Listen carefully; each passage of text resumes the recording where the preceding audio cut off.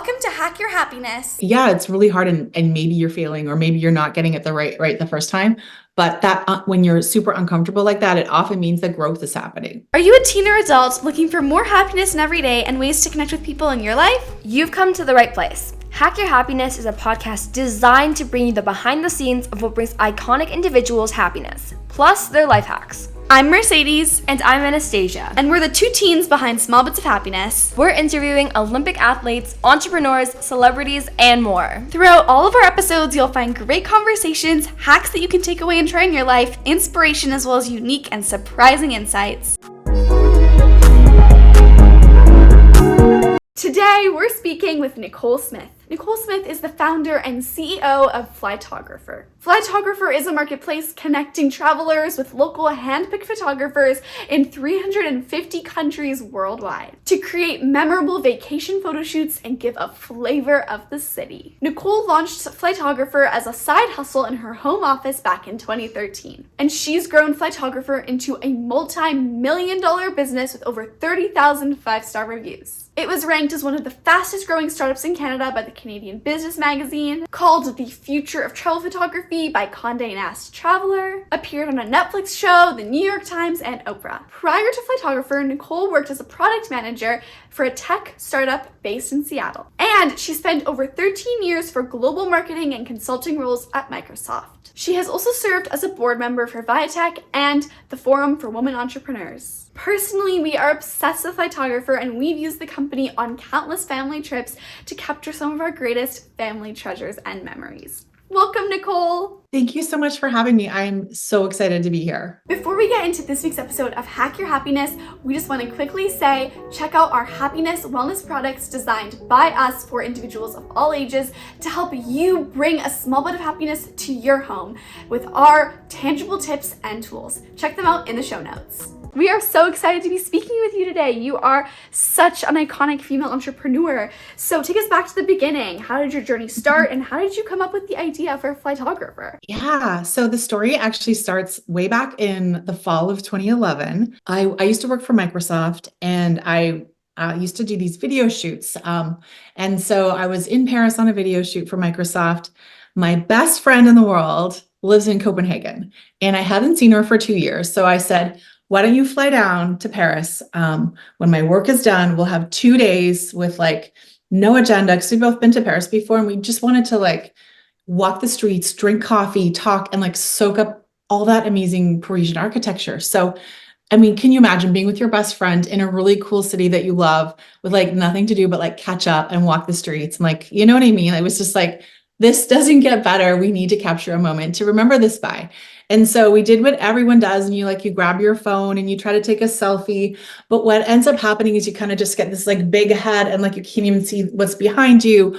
Or you give your phone to a stranger that you hope doesn't run off with it and ask them to take a photo, and then it totally sucks. And you're like, oh, okay, like, can you take it again? And you can't really do that like a bunch of times. And so, yeah, we thought like, how do we capture a photo that is like really the spirit of the trip? And so luckily for us, one of her friends met us for brunch the next day.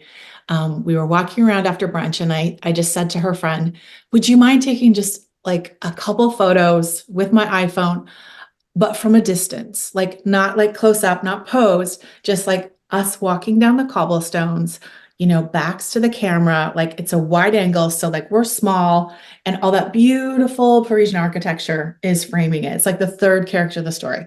And she's like, got it. And so I was like, great. And so we're walking away, and Erica and I, that's my best friend, are just talking. And Anita, this other woman, was like taking these shots. And then she'd say, go up on the bridge. I'll stay down on the bank. And then, so she kind of, and she's an engineer. She's not a photographer at all, but she just got in the spirit of it. And then about 20 minutes later, I looked at my phone and I was like, oh my gosh, this captures the spirit of our trip, what we're feeling, what we're seeing amazingly. And this is going to be the best souvenir that I'll bring home for sure.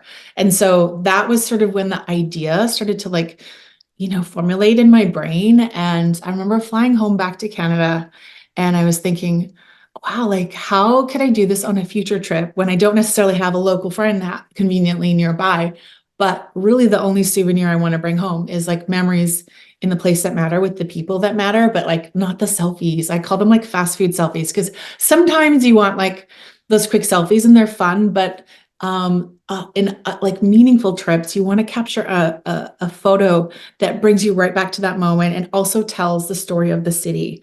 And so I got home back to Canada. I mean, where are you guys based, by the way? Calgary. Okay, so I'm in Victoria, and I got back to Victoria and back to my life. I got 2 boys, back to Microsoft. But for about 9 months, this idea for Flytographer was just like in my brain swirling. And like every day I'd wake up and I'd be like, oh, like I could do this with it. Oh, what if I called it this? And I had so many ideas, but I actually was a reluctant entrepreneur where I think a lot of people are like, oh, I want to be an entrepreneur. I was like anti-entrepreneur. I didn't want to be an entrepreneur. I had entrepreneurs in my life and like I saw how much work it was and how hard it was and how stressful it was. And I was like, I love my job at Microsoft. It's easy. It's not easy. It's just, that's the wrong word. It wasn't easy at all, actually. Rewind. But it was like, I knew it and I loved it. I loved the people. They were really smart and working on interesting things. And it was just calm. And I just wasn't ready to disrupt my life with a startup. So I kind of pushed it down but it wouldn't go away. And I think that to me is like one of the takeaways. Like, if you have an idea that you can't stop thinking about, that kind of tells you that you might have something like you're just again and again over and over in your head, like pay attention to that. And so for 9 months I didn't. And then I finally realized, you know what? This idea, I just keep thinking more about it. So I think it was like 3 months before my 40th birthday, I said to myself, either you do something about this idea before you turn 40, or just put it to bed and move on because like you're torturing yourself. And so that was kind of the impetus I needed to start taking those very first steps towards exploring Flytographer. Amazing. I that. loved everything you said, but particularly I think there's something so true in what you said about capturing a photo that brings you back to a certain memory, because I love, it brings me a small bit of happiness to go through my camera roll, my phone. Yeah, for sure. Whenever we travel, we take so many pictures. Yes, and then you go back and you can like really feel that moment. It's just like how when you listen to like a certain song or smell a certain scent, it like brings you back to that moment and to the memory associated with that moment. It's the same with like looking through your photos, and so that's why I really love what you do, because it can bring us back to the emotions of happiness even when maybe we're not feeling super happy right at that moment that we're looking at the photos. I fully agree. And I also really, really love how you said, you know, sometimes we are a little bit reluctant in pursuing our passions because we don't want to disrupt our lives and do things that we're unfamiliar with because it's scary and it's stressful. And as teens, I think we can totally relate because we're kind of stuck in like this first chapter of our lives that goes on for a long time, you know, school, and it's very predictable, and we're in the routine. We know we wake up at this time, we go, we do these classes. Maybe we have some challenges, but we know how, you know, who to talk to if we're confused, or who to talk to if we're not feeling too confident in a certain subject of school or in an area of life. And we're in this routine and the cycle, and then to break that, to disrupt that, can be so stressful and scary. But if you really want to do something, you kind of have to take that leap, and it'll probably be worth it in the end, or at least you'll learn something. There's always something to be gained. I mean, you've done so many amazing things, and your journey sounds incredible. But throughout the whole thing, what do you think your biggest challenge was, and how did you overcome it? Yeah, that's a great question. I think at like different stages, there's different challenges when you have a startup. But I think in the beginning, the biggest challenge for the business was that we were the first company to do this. And so most people didn't kind of know what it was about. So we had the double challenge of explaining to people what a global vacation photographer, global vacation photography marketplace was, because there were none, and that we were the brand to trust to do it. So there was sort of the education and the awareness, brand awareness that and we had no money. Like I started this off the side of my desk while I was still working at Microsoft full time, and did it at night and on weekends. So it's like, how do you get that initial traction to get the business into that, like with liftoff, with little money and like a brand new market? And so I think that overcoming that was just honestly a lot of like trial and error, not giving up. And I would say one of my favorite quotes is, everything is figure outable. And, that's just so true, because for Flytographer, I knew nothing about photography going into this. I really was not a professional photographer. I was a marketer. I did not know how to build a website. I did not know how to do all the, customer service accounting. I knew the marketing side, but that was kind of the only piece. And so you have to figure out not only how do you get awareness on a limited budget, but also how do you create the early stages of a company when you're doing it for the very first time. And that's why I say everything is figure outable. It's just do it, try it, everything, most things you can kind of get some advice on Google, keep trying, keep learning. And the most important thing is talking to your target customers and understanding, is this something you'd want? Is this something you'd pay for? Is this something you'd find valuable? And so in the early days, I did a bunch of test shoots with friends who happened to be traveling. So I had a friend going to Paris, I had a friend going to London, and I had a friend going to Buenos Aires. And so the very first kind of test shoots happened in those 3 cities because my friends were going there. So I would go and find a photographer on Craigslist or somewhere and interview them over Zoom and say, hey, I've got this idea and this is what it's about. And I can pay you this much and then you can give me feedback. And so I did a number of these sort of test shoots in random cities with friends and learned with each shoot a little bit more. And then I'd apply that to the next shoot and learn a little bit more and apply that to the next shoot. And I had enough information at that point that I thought, okay, everyone, is giving good feedback. I think there's something to this. I think I can build a website and launch this out into the world. And so we officially launched in March of 2013. 11 years. Yeah. I mean, it's all about trial and error. It's all about, oh, I'm going to try this out here. And then when it works out, I'm going to use all the positives, apply that as well as the negatives. And I'm going to try to avoid that. It's all about just experimenting, playing around with it. And I think that's such a great lesson to take out of it, because that sounds like a lot of work, a lot of talking to different photographers. I think that applies to all parts of life. Of course, business is all about problem solving, but so is going through life in general, figuring out social situations, figuring out school, figuring out extracurricular sports, all of that. There's always some problem solving to be done, and it's just that idea of, I love what you said, the quote, everything is figure outable. And another quote that kind of reminded me of is, where there's a will, there's a way. And as long as you're willing to put in the effort and the time to figure something out, to solve the problem, there's a way to overcome it. And sometimes you just might not know initially how to overcome the stressors in your life or the challenges. Yeah. And I think it's so true what you're saying. And a lot of times when we're doing things that feel really hard or uncomfortable, because we're still figuring it out, I always think, okay, yeah, it's really hard and maybe you're failing or maybe you're not getting it right the first time. But that when you're super uncomfortable like that, it often means that growth is happening, right? You're growing, you're learning new skills, you're literally kind of building on your knowledge and your experience, and your gut is getting sharper in terms of your instincts. And so, yeah, you got to kind of remember that every great idea, every great entrepreneur, all those things, all those ideas out there that are Apple or whatever the business is, it started off as an idea in someone's brain, and then it had to be brought out of their brain into the world. And it always starts with these little steps and little steps and little steps and try. And I think you got to expect failure to look at it as okay, I failed. And what did I learn from that? And it's all about the bounce back rate.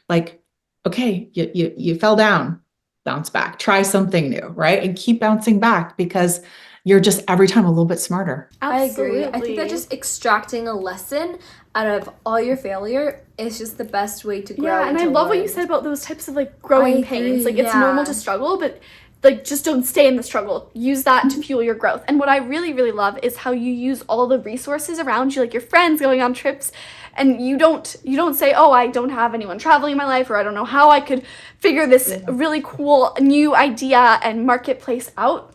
You look for resources where you can, and I think that that's so important in any aspect of life, is to look for resources where you can, because we often don't see what's right in front of us, and whether that's Google or our friends, etc. And on top of that, we have so many amazing people around us. By just utilizing, you never know who can help and add to your your vision, your idea, your company, or even just helping you out with some things that you need help with. Yeah. And on top of that, having that friend who wasn't even a photographer, was an engineer, but still took those amazing pictures. It's all about people. It's all about just connecting with as many people as possible and just finding opportunities and taking them. And on that note, having a good support system is so important.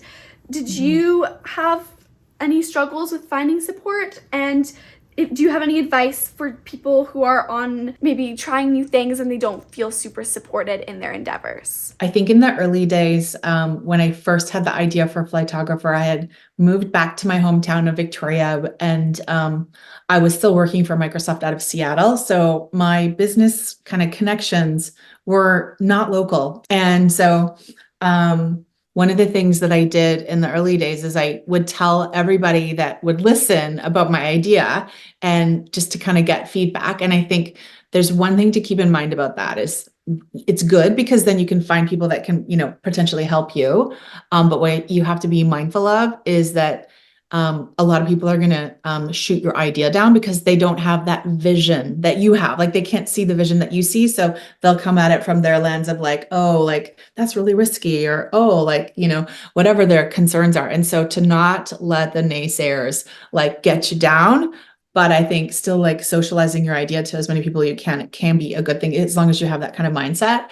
And then for me, I would say some of the resources and support networks. I mean, my girlfriends, like I am like a big girlfriend person, and like my best friend in particular, like has been there the whole time throughout every step of the process and just been phenomenal.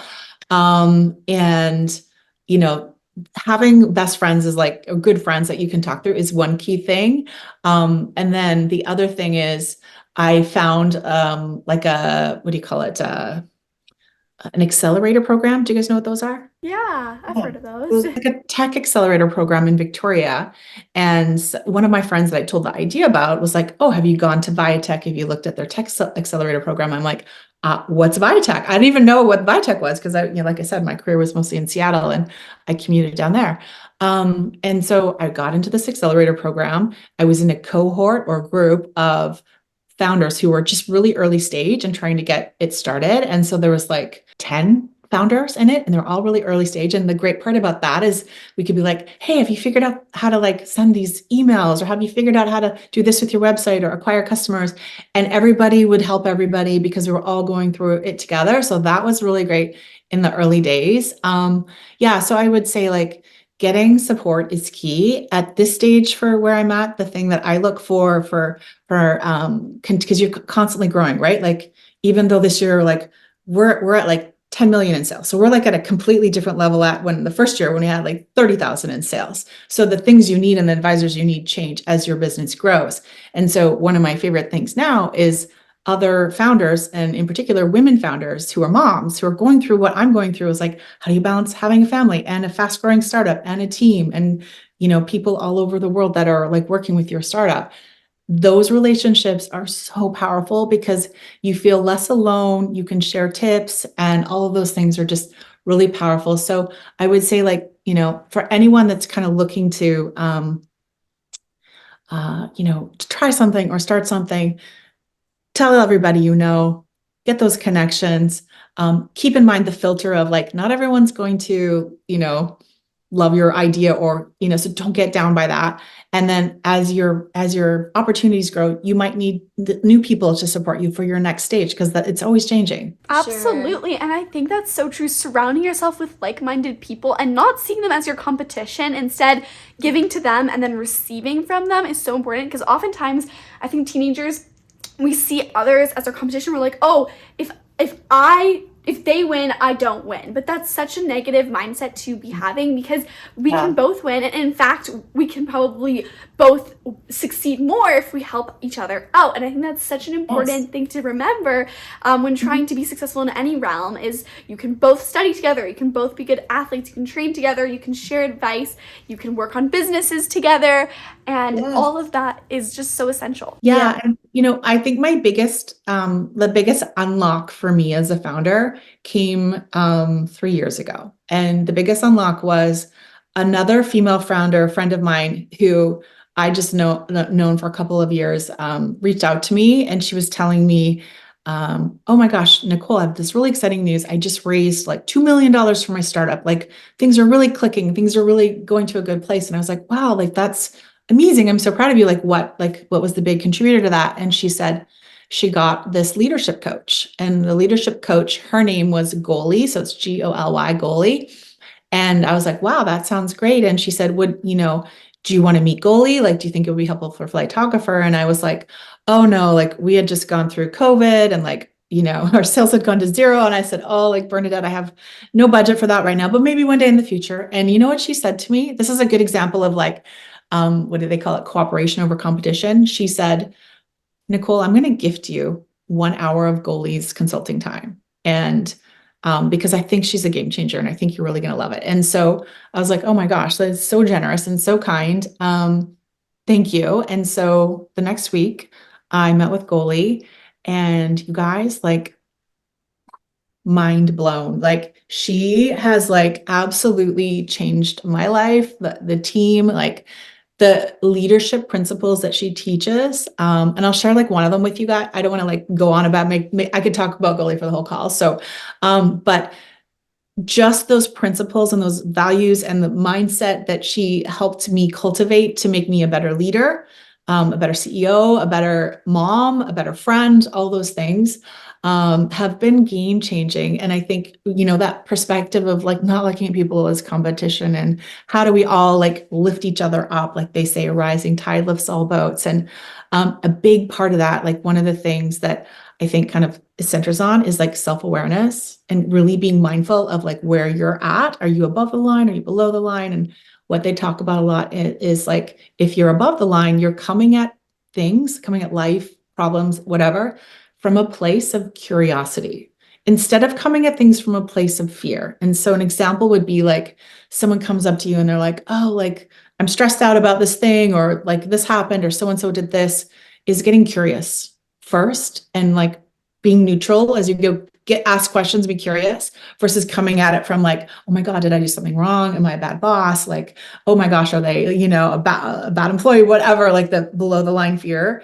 And so that's just one small example, but there's a whole bunch of tools that she taught me. And I think if every entrepreneur could embrace conscious leadership, the world would be so much better. So that's sort of like my big thing right now is conscious leadership. I love that you pulled that and that you were able to find such an amazing friend who really loved and saw how, you're having a little bit of a rough patch and she wanted to help you out. I think that's so amazing, just surrounding yourself again with those people who love and support you and are there for your ups, but they're also there for your downs and keep you up when you feel like you're falling. And the principle of being curious rather than fearful is so incredibly empowering. And I think that's something that I definitely want to embrace in my own day-to-day routine, because it's so easy to just be scared and be scared of challenges, be scared of new things, but truly there's something to gain from every situation. You just have to look for it. And by being curious, I mean, that's such a great way to look for it. So I love that. I agree. It also gives you a lot more peace in life, right? Because I think when we're in turmoil, when we're coming at things from fear, and usually it means like we're telling a story to ourselves that isn't even based in fact, right? Like we've got these programs that run in our brain that our, mind goes to even subconsciously, and you have to be like, hey, wait, is there facts there? Or is that just another story? And then get curious. It's amazing. And it's really important just to, keep yourself grounded. And on top of that, being curious isn't putting yourself down. It's not saying, oh, I don't know anything about this. It's also saying, I know about this, but I also want to know more. I can always know more. I'm not stupid. I'm just curious. And I love the word curious. It just feels so light. Exactly. And so I know you were talking a little bit about COVID and how that was a really bad year for you guys. But yet here we are. You're doing amazing now. You are so persistent and so resilient. So what are your top 3 tips for teens to be more persistent and more resilient? Yeah, I think it's such an important topic, because a lot of us, there's like the world is a bit of crazy. There's a lot going on in the world right now, right? And so how do we find that inner resilience to like keep going when we get challenged with things? So I think the first tip is back to knowing where you're at, like being self-aware and checking in with yourself. I think that it all has to start from there. If you don't have the self-awareness and you're not like, kind of like saying, okay, how am I feeling about this? Like checking in on your body, like how are you reacting to things? And then reminding yourself to say, is that story or is that fact? Before you start to like deal with things. So I'd say starting with the self-awareness. And then I think the second thing is like looking at, okay, of this challenge that's in front of me, what can I control and what can't I control, right? And so with COVID, I had to look at like, I can control COVID. I can't control that. What can I control? What are the things that I can change in my business right today? So looking at like kind of those two things, and then not worrying about the things that you can't control and focusing on the things that you can control. And I'd say the third thing in terms of like building resilience to me always comes with like being kind to yourself, right? Like you're going to struggle. It's part of life. We all have it. And remembering that it's okay to say, you know what, like that didn't work out. But I tried and I'm getting closer to what I need to get to. And not letting your self-worth be attached to any kind of failure, remembering like that maybe that thing that didn't work out was just getting it out of the way so you get closer to the thing that is going to work out. Because oftentimes, I don't know if you find this, but you look back and you go, oh, I really wanted that thing like a year ago and it didn't happen. But then like 2 months later, something even better happened. And so thankfully that thing didn't happen. And so just kind of remembering that I would say. It's funny how things work out, right? We just can't see the big picture, but then we reflect back and we're like, wow, everything kind of came together. All the puzzle pieces are fitting now, and I get it now. Yeah. And it's important to carry that mindset into the next time that's happening. I heard this saying, or not exactly a saying, but someone was saying that, oftentimes when things don't happen, it's like, when dogs want chocolate, and they're asking their owners, they're like begging, and they're looking with those puppy eyes and they're saying, please, like, I just want a little bit, just give me a little taste. But we know that that's bad for them, and we don't want to give that to them because we don't want to make them sick, and we don't want to not make them well or put them at risk of dying. And I think oftentimes that's similar for us, where we really, really want something, but it's not right for us, and we're not going to be able to succeed the most with it. And there's going to be something better. We're going to get a better dog treat that we like better. We're going to get a big bone that we can leave with, and that doesn't end up making us sick. 100%. Yes, exactly. So throughout your challenges, what's your go-to hack for being resilient? I think for me to be resilient, the most important thing is really making sure I take time out of my schedule to focus on like wellness for myself. Because it's like for many years I didn't. And for many years it was like, it's a slog when you have a startup because there's always like bigger mountains, and it's like, there's always something, right? It's always up and down. And I think that you have to remember, like you get better at surfing the waves, but you have to remember that throughout that process to really enjoy your life and to focus on wellness and whatever that means to you, and not just think about, okay, well, in like a year or 2 years, like then I'll be able to like relax, or then I'll be able to do the things I want to do. So for the last couple of years, I've been really good at like overlaying my calendar with like little like micro wellness things. And so for me, what that means is I like to walk along the beach. I like to, I invested in a hot tub in my backyard, like a cedar hot tub, and I go in there and like I make sure I prioritize like the things that matter to me, that make me feel good and energize me, so that I can show up as my best self for my team, for my family, for my friends. And so I kind of build my calendar with that first, and then I layer in the business stuff. So on Fridays, for example, I'll be booking a walk with my girlfriends to make sure that we can catch up. And, I go to Pilates on Monday because that makes me feel strong. I'll just do little, like, it doesn't even like have to be anything that costs money, but it's like, what is that glimmer for you that is feeding your wellness and feeding how you feel? And really not just saying, oh, I'll do that down the road, or I'll save it all for the weekend, but looking at your whole week and finding ways to like inject like glimmers or like moments of joy, even the smallest thing. So maybe that's just like, oh, I'm going to look at the sunrise or the sunset, and that's part of my day, versus like letting the train of like homework and life and whatever is kind of going on, exams, and then saying, oh, I'll celebrate after. But like kind of building in little glimmers throughout the day. I love that so much. I mean, it's so easy to get caught up in saying, oh my gosh, there's so much going on. I just cannot focus on the good things right now when there's so much bad things. But that kind of makes you more resilient. Like having something to fall back on, something that keeps fueling you, that happiness. Like, I really do not like waking up early. Like, ask anybody. Like, waking up early is like my biggest nemesis. But I actually enjoy waking up, especially in the spring, now that there's these beautiful sunrises. There's so much beautiful morning light as I'm getting ready, and it becomes so much more enjoyable because you're sitting there and you're actually able to appreciate that. And now I almost look forward a little bit to mornings, even though I don't like being tired necessarily, but it's just so nice for that morning light. So just noticing those small things and appreciating them, and also, like, you know, spending some time in your hot tub. And we can't always do those huge things. We can't always be on vacation, unfortunately. But what we can do is we can treat ourselves to those little moments. Like, what we do is we puzzle. We love to puzzle. We started this even just a few weeks ago during spring break, and we've worked through multiple 1,000-piece puzzles because we love it so much doing it. The two of us plus our mom, we do it together, and it's just like our little downtime. It brings us a small bit of happiness every day. Sometimes we'll be like really like putting in all the work, and then we'll look at each other and we're like, it's a puzzle break. And we set a 15-minute timer, and we do some puzzling, and then we always add an extra 5 minutes onto the timer every single time. At least 5 minutes. At least 5 minutes. Sometimes the thing is, problems with puzzle times, it goes by really, really fast. Like sometimes we once spent we finish, like 3 hours. Sometimes we'll like finish doing like, after watching a bit of a movie, we'll come upstairs and be like, oh, you know, it's early, let's just puzzle a little bit. And then it'll be like 40 minutes gone by, and it's almost midnight. We need to start getting ready for bed, and we're tired. But we're like, maybe 5 more minutes. Exactly.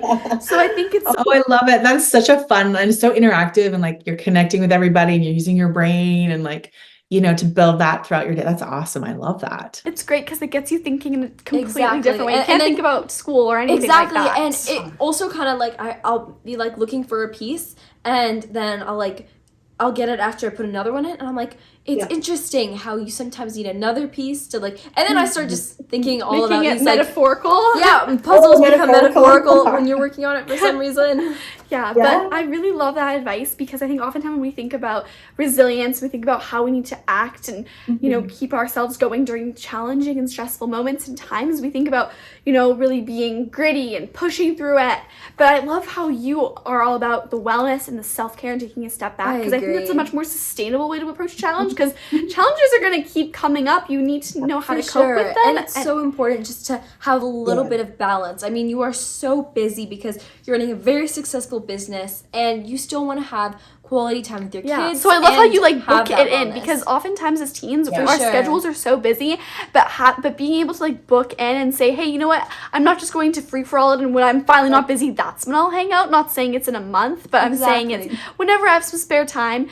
But sometimes we never get that spare time. So saying specifically, you know, Friday afternoon from 2 to 3, I'm going to, you know, just take some time for myself and go for a bike ride, or I'm going to go and get ice cream with my friends after school on Wednesday, and just having that specifically scheduled. Exactly. So but how do you find some more time to balance? I know we've talked a lot about balance here, but what do you think your favorite number one tip for finding balance in between all of your busy life is? Yeah, that's a good question. And I think just like to add on to that last discussion, being like mindful of being grateful every day and whatever that means for you. So like when you, if it's when you wake up and you're like, I'm grateful to be alive, I'm grateful to be with my friends and family, whatever, like focusing on the things you're grateful for just sets your day up for like more resilience, because you're remembering all the good things that you do have. Like, oh, today I get to go to Pilates. Today I get to like do, like, instead of saying, oh, I have to, just like, I get to. You know, I get to. But anyways, what was your question? I lost your question. How do you find the time to balance, you know, your life and all these different aspects? I think, you know, we're very intentional as a society, I would say, around like the to-do list. Like, so if you've got your homework, your tests, whatever it is, like we're always intentional about, you know, I got to do this or I got to do that. And I think it's important to be intentional about your rest and your social time and the things that give you joy, and being intentional about all of that, and what you want your weeks to look like is how you find that balance. And you're going to have seasons. I think people have chapters or seasons, and maybe you have to grind a little bit more in that chapter, and you've got like more stuff to do. And then other chapters, you take your foot off the gas and knowing that this chapter won't last forever, or, you know, the season will change.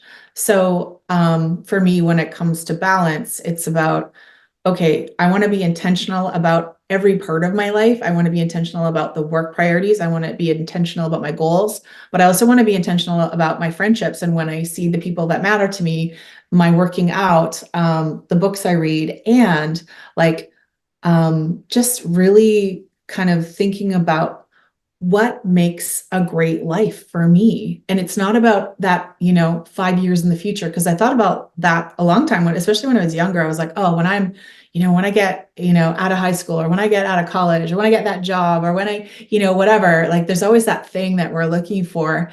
I'm trying to like change my thinking to be more like, what's exciting to me today? Like, what's that great thing that happened to me today? And designing all parts of my life. And so whether that's like, for me, I have slow Saturdays. So I do not schedule anything Saturday mornings and Saturday afternoons. And I just keep that open. So if I want to sleep in, if I want to go for a run, a walk, whatever, like do something last minute, I am intentional about my rest too. And I think a lot of people are, you know, they don't prioritize the value of rest, and rest is like, it's important. And what I mean by rest is like just having space where you can do whatever you want. Like it's not scheduled, it's unstructured. Maybe you're just sitting reading a book, whatever, but intentional rest feeds your wellness as well. I love the slow Saturdays. I That's such a beautiful way to know. kind of have a day where it's like scheduled into your routine, because it's like Saturday, but it's still not scheduled that precisely. That's such a beautiful format and layout for finding that happiness and that wellness and that rest, because it's so important. I agree. Yeah. And I really find Saturday for me was the day, because on Sunday, I'm already getting my Sunday scaries and thinking about, okay, what is happening next week? What do I need to work on? What do I like? I got to prep lunches. I got to prep my to-dos for the week. I'm already like half there. So like Sundays, you know, I'll visit my parents. I'll, you know, play pickleball with my friends. I'll have coffee with my dad, clean the house, do the shopping, do the meal prep, all the stuff. So Sunday's kind of like a relaxing day, but also like a lot of stuff has to happen.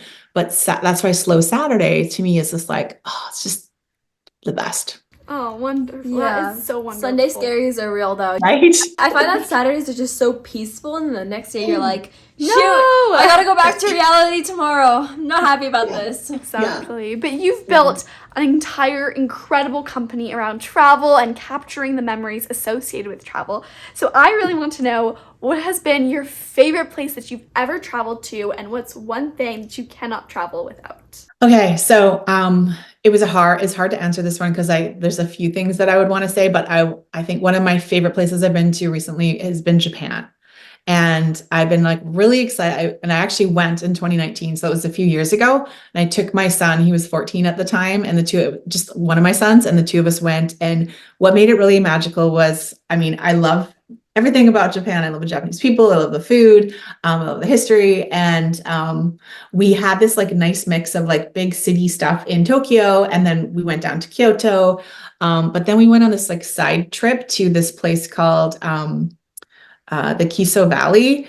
And it was like these two like super old villages that were like nestled in an old growth forest. And it was the old samurai trail. So it was where the samurais used to travel up and down. And so they had these buildings, these little houses that were like 400 years old, that were like absolutely kept up. And so we got a tour by one of our local photographers, Masa. And it was just like, you know, we got to see like the snippet, this insider's view of like Japanese history with the nature and, you know, 400-year-old buildings.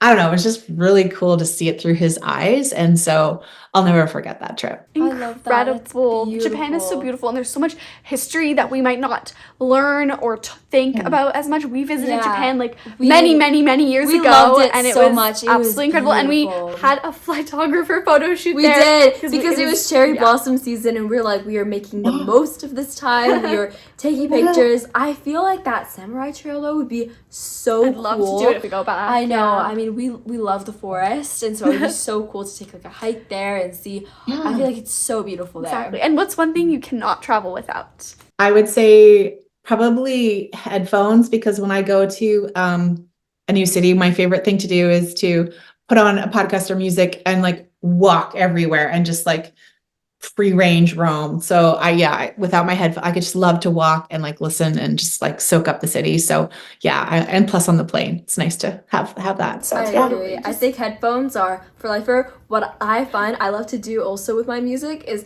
I kind of start listening to a little bit of like some new different songs, so then the next time that you listen to them when you're back home or anything, it just reminds you of those feelings and it brings back those good memories. So I always am strategic with that. So what is one piece of advice that you wish you could give to your teenage self? Oh, you know what? Oh, so much. Sometimes I just want to hug my teenage self and go, why did I make you worry so much? Like things are all going to work out. It's all going to be okay. I think that the piece of advice I would give my younger self is kind of twofold. It's just really trust your instincts and listen to your gut. A lot of times when I was younger, I would listen to other people's advice, or I just wouldn't trust myself. And oftentimes when I haven't listened to my instincts, it was a mistake. And usually like when I do listen to my instincts, it was right. And so having that confidence in my, I like to call it a full body yes. Like, when you meet someone and you're like,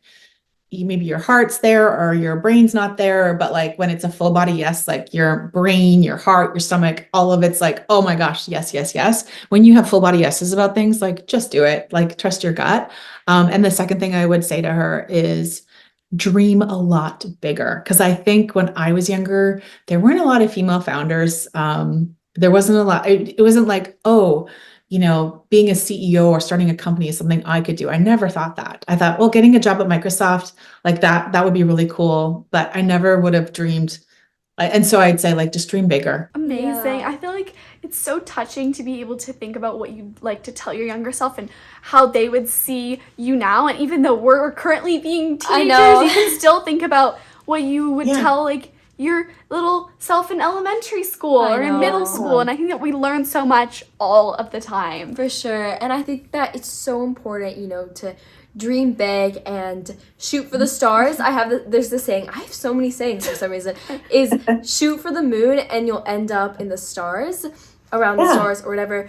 And in the end, by dreaming big and trying to achieve big things, you're never going to fail. You're going to, in the end, you're going to learn amazing lessons that you can carry with you your whole life. So there's no problem with dreaming big and being ambitious and wanting to It's do scary though, big but things. just staying centered and intentional and focusing on the present moment. And we've talked a lot today about happiness and about wellness. So I really want to ask you, what is one small thing that brings you happiness every day? You know what lately it is? I've been getting up earlier. I've not been a morning person my whole life either. And I've suddenly started getting up earlier, and I have this like 30-minute situation in the kitchen where I make my coffee and I have my toast with peanut butter and jam and I have my athletic greens. And I'm like, just like starting the day, like slowly. I know this sounds super lame, but I would usually just get up, get right to like making kids lunches and moving through the day, and like without sitting and savoring my coffee and savoring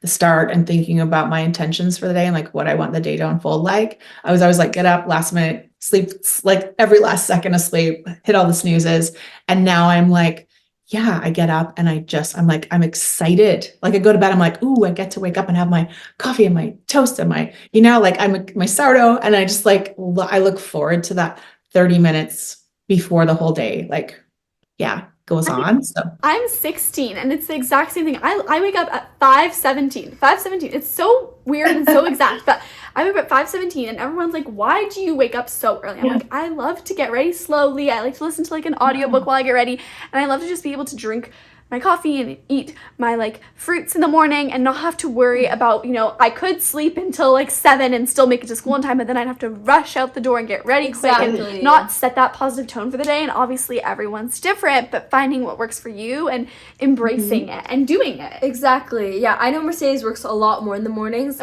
than I do. I usually I wake up at 6, so like 45 minutes after her, but every time that I come and I wake up, she's just finished getting ready, so she's starting to work, and then by the time that I'm finished getting ready, I come downstairs and it's probably around like 7:20 sometimes, and I get my lunch and everything, and then I puzzle a little bit. It's just, yeah, it's different because things. I always make sure that I always try to puzzle a little bit before school starts, just to make my day and just start it off on that good tone, because it just makes it so much easier. We really do love puzzling. I know, it's like a huge center of our lives. It is recent. This is a new development. I know. So do you have anything exciting coming up that you would like to share with us? Any goals you got, or events happening, or just launches? Yeah, so we just actually I don't know if I've told you this, but I'm a really big Swiftie. I love Taylor Swift. And so we've been working on this campaign, and we've launched these 3 photo shoot routes, one in Paris, one in London, and one in New York, and it's called Capture Your Era.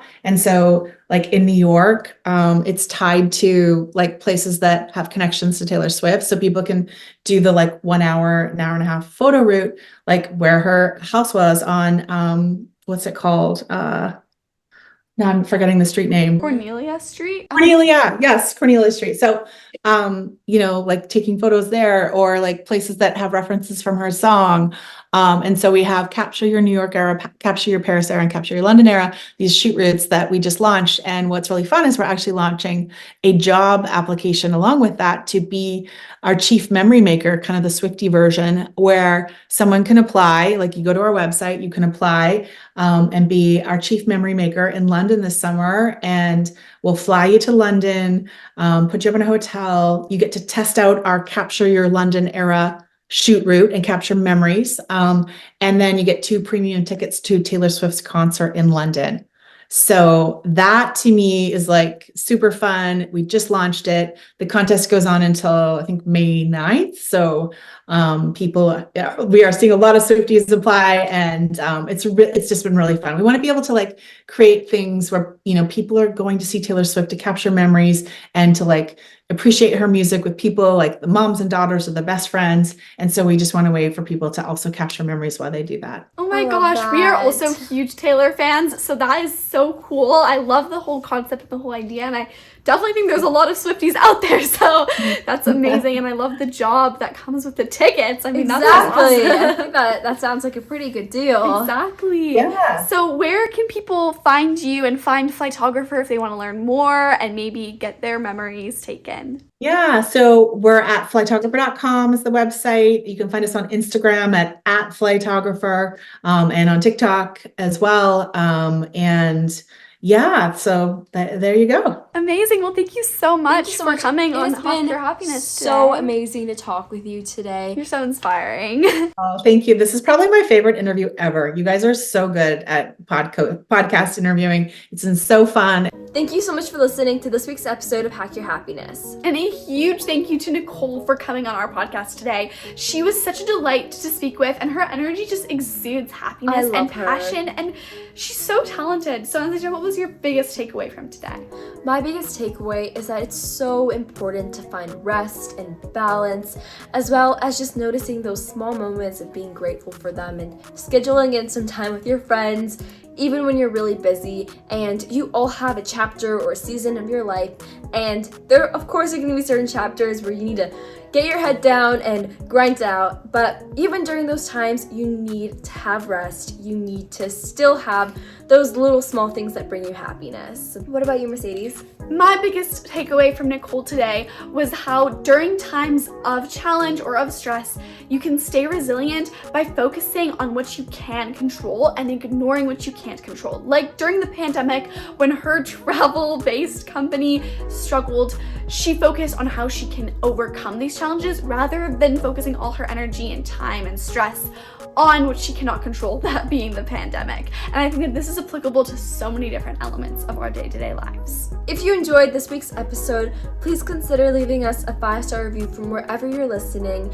It really helps us out and we really appreciate it. Also, join our happiness family. We'd love to have you, and it's completely and totally free. And you can join by following Hack Your Happiness on whichever podcast listening platform you're listening to.